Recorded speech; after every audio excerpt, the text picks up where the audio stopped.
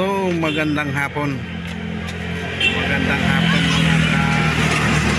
biyeros-biyeras, no? Nandito tayo ngayon sa barangay ng Dulungan. So ito naman ay yung may arko dyan ay barangay Bintakay. So yun.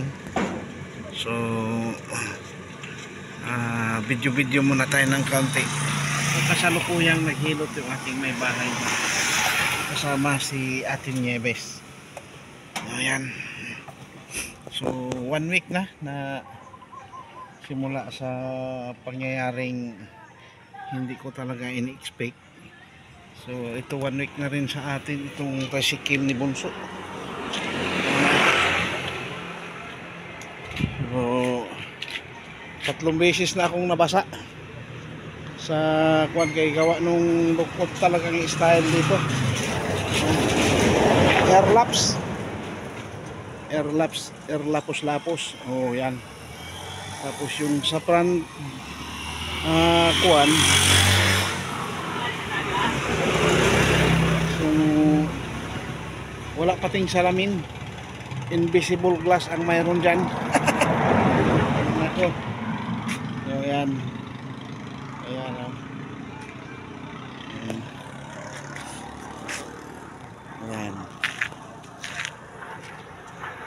So 1 week na rin natin gamit-gamit ito. Ito ay Sabado. Pagsundo ko sa aking may bahay kasama yung anak ko na nahagip sa disgrasya. Ayan. So 1 week na. Kaya sana naman mailabas ng maaga-aga yung ating tricycle. Ay siyempre nakakahiya rin. So yan, yung talagang mga pormahan dito ng mga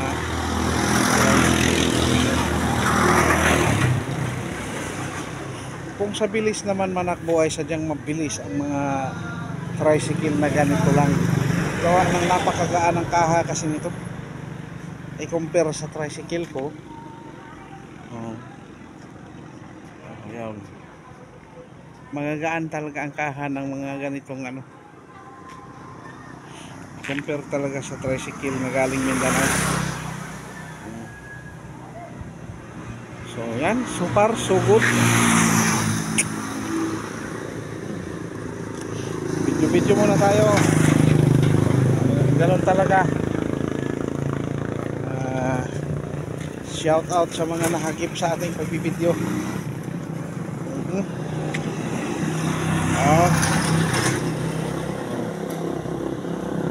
So yan, sana tuloy-tuloy ang paggaling ng sugat ng anak ko. Oh, may nakabike pa. Gawa nung pumunta kami kanina. So hindi pa daw pwedeng tagalan ng pagkakatahi ng sugat ng anak ko. Okay. So thanks God pa rin at minor lang ang nangyari sa aking anak. Okay, sabi ko nga may purpose si Lord bakit nangyari ang ganun. Pero mahirap unawain, mahirap intindihin ang purpose ni God. Bakit pinayaan nila o pinahintulot niya ang ganung mga pangyayari. So thank you sa mga solid followers ko. So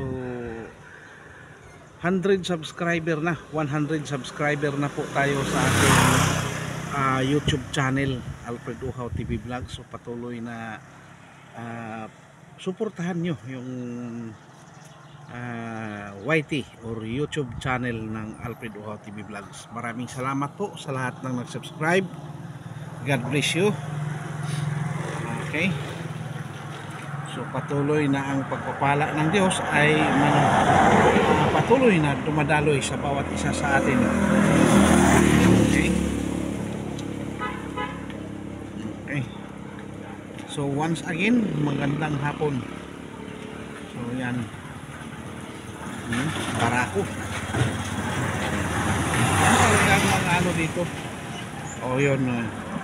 Si Boss Edgar nag-drive ng kanyang Revo. Yun naman ay Rossi 150 or 1 basta hindi ko lang alam kung anong kategory ng kanyang engine. So hanggang dito na lang. Bye bye, God bless, and to God be the glory. Alfred Uhaw TV Vlogs.